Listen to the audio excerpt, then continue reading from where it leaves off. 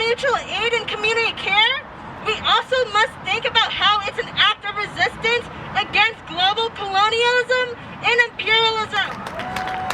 The next demand is setting up the Peace Walk program, where we will be supporting each other using community safety networks. This is open to all and prioritizing women, femmes, and gender non-conforming folks. Raise your hand if you or someone you know have felt unsafe walking alone.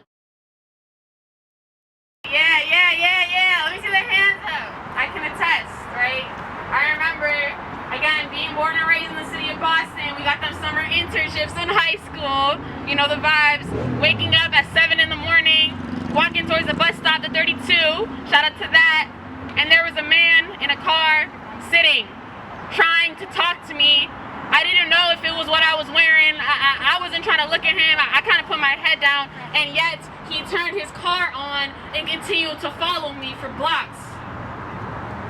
We all have that kind of story, right? And it wasn't until I called my friend to pull up on me to support me.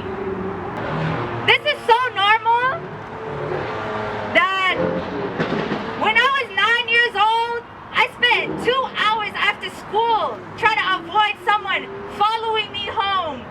I did not have a phone back then. I did not have the support that I needed back then in order to call somebody up. And so I spent 2 hours walking around my own neighborhood to make sure this man was not following me home.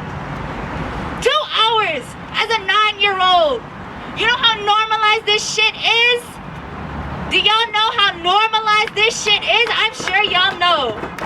This Peace Walk program uses group safety to walk folks in need and from places to protect against harassment, assault, and violence. This program would pilot in traveling between train stations and destinations with at least 3 people, 2 walkers, and 1 walkie. If you want to donate, contribute your time, or request for these mutual aid networks, you can follow us on Instagram or go to our link tree at Asian Coalition MA. Alright? And so I want y'all to know, especially the femmes, the women, and gender non-conforming folks who struggle going home at night after you were working as an essential worker during a fucking pandemic. If you feel unsafe, please request.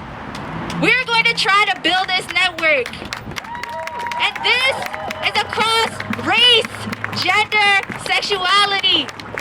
So, this is not just for Asian folks. This is for the community. Do y'all hear me? For the community. Interdependence as something that moves away from the myth of independence and towards relationships where we are valued and have things to offer. Liberatory access understands addressing inaccessibility and ableism as an opportunity for building deeper relationships. Rape culture is so normalized. I want y'all to say that back, especially the men in this group. Rape culture is so normalized. What are you gonna do about it though? Why is this so normal? Are you checking your homies? Are you asking and checking your friends when they make misogynistic, rape-centered jokes?